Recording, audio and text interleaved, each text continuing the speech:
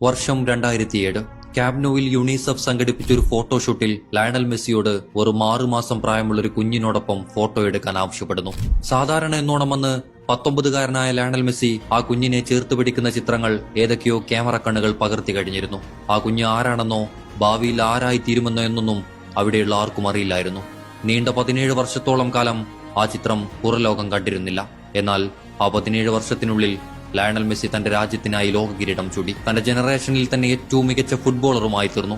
എന്നാൽ അതേസമയം ആ ചിത്രത്തിലെ മെസ്സിയോടൊപ്പം ഉണ്ടായിരുന്ന കുഞ്ഞ് ബാഴ്സലോണയുടെ അക്കാഡമിയിൽ ഫുട്ബോൾ കളിച്ച് വളരുന്നുണ്ടായിരുന്നു.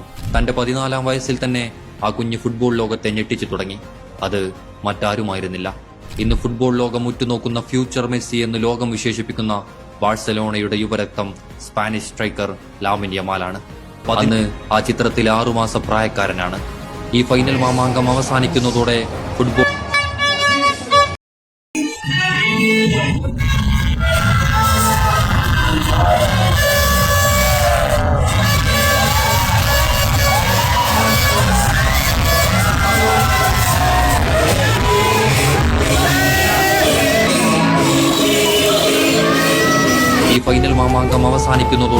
ഫുട്ബോൾ ലോകത്ത് സംഭവിക്കുന്നത് 2 കാര്യങ്ങളാണ്.